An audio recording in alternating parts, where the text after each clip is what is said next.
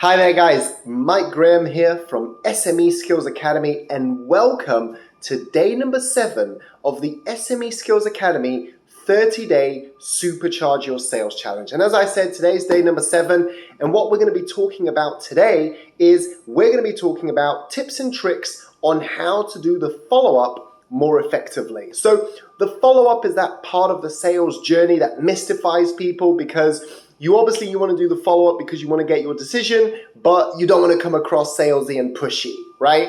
So what I want to share with you in today's video is kind of 5 golden tips, 5 golden nuggets almost, that if you implement these properly in your sales process, I guarantee you, your sales and your closing ratio will go through the roof. It'll go through the roof because you're just so much more effective in the follow-up. One of my favorite phrases when it comes to doing the follow-up is that the gold lies in the follow-up.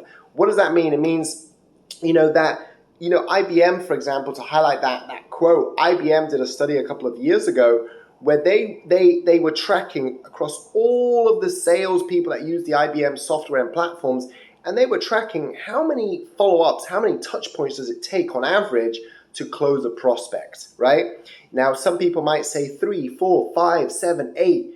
It took 13 touch points on average to follow up and get somebody to make a buying decision. Could be positive, could be a yes, could also be a no. So let me crack into it and let me share with you these 5 tips. If you've got a pen and paper, start taking some notes because this will revolutionize your sales game and the way you do your sales. So the first thing, rule number 1, always do the follow-up, right? If you're kind of stuck in terms of what do I do as the next step is probably you need to do a follow-up, right? The follow-up is the most crucial part, I would say, of any sort of sales process. Getting that follow-up right and doing it is so important. And that kind of leads me to my second point, which is do it now. Do it now. Do it as soon as you can, right? I'll give you an example. When I get off the phone with a prospect, I will say to them, listen, I'm going to drop you an email and I look forward to speaking to you again, in 2 days' time, right? So I send that email and I say, I look forward to speaking to you in 2 days' time. Fantastic. I send them the email. What I then do is I'll send them a WhatsApp and I'll say, hey, great to speak to you just now. I've sent you the email. Why do I do that? Because that's a different type of follow-up, but I do it now.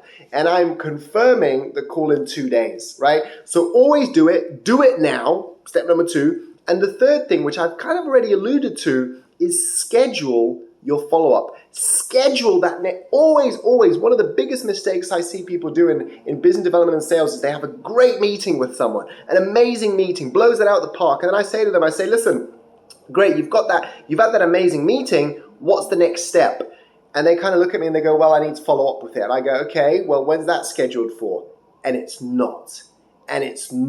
Then you're in this limbo space. You're in limbo. Nobody wants to be in limbo, right?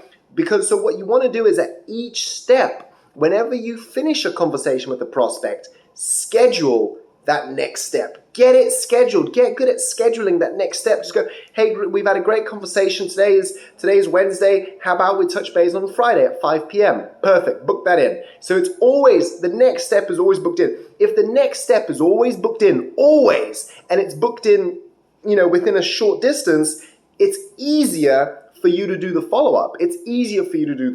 Right? So let's recap the first 3 steps. Always do it now, and have it scheduled. And then the fourth one and the fifth one, it's all about having different multiple types of follow-up, right?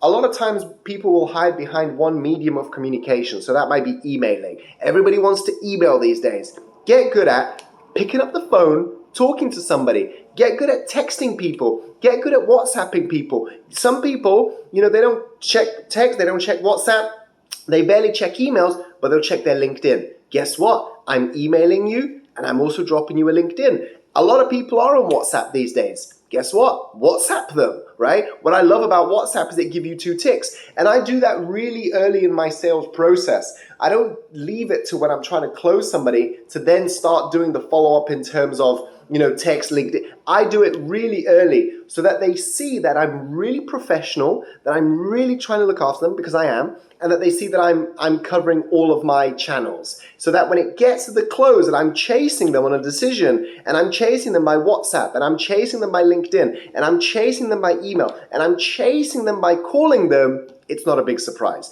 Because from the very beginning of the process, I did all of that. So I'm very consistent throughout my entire process using my different means of following up, right? And I use phone, text, WhatsApp, email, LinkedIn, if they're on Facebook, right? Whatever medium of communication that is going to engage them the most, that's what I'm doing. So that's point number 4. Use different styles of following up, mediums of communication. And point number 5, which is really important, try and be creative in terms of having reasons to follow up, right? Especially once, for example, once you get to the stage in your sales process whereby you have quoted a price, you've quoted something, right? Whatever that price might be, try and be creative. Create reasons for you to keep that conversation going outside of, hey, Mr. Clients, are you buying from me, yes or no, right? Try and create something else. Like, for example,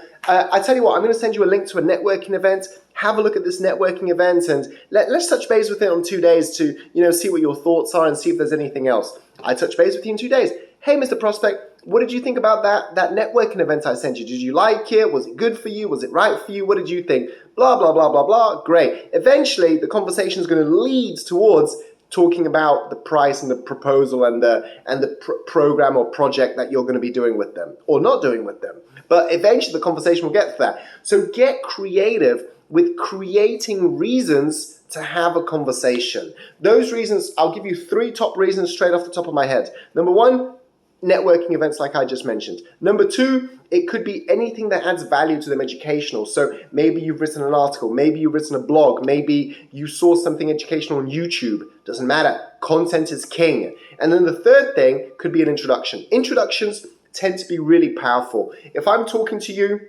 and I understand that you might need help with your accounts for whatever reason, I'm introducing you to an accountant. Why do I do that? Because then I can pick up the phone and I can go, hey buddy, how was it with the account that I introduced you to? How did that introduction go?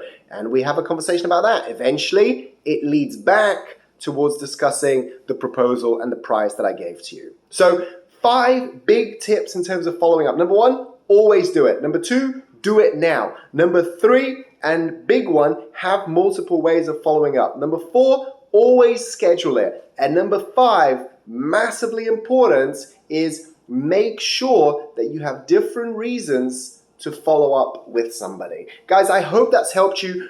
Write these down. Maybe if you've got a pipeline up and running already, you've got some prospects, have a think of how you can implement these 5 tips and tricks in terms of following up with your current pipeline, with your current sales process. Thank you so much for being part of this 30-day Supercharge Your Sales Challenge. Let us know how it's going for you. Today is day number 7, so we've completed 1 week. We've got 3 more weeks to go. Stick with us on this journey. Let us know how you're doing. My name's Mike. The company's SME Skills Academy. And when sales matter, we deliver. Cheers, and see you guys tomorrow for day number 8. Bye for now.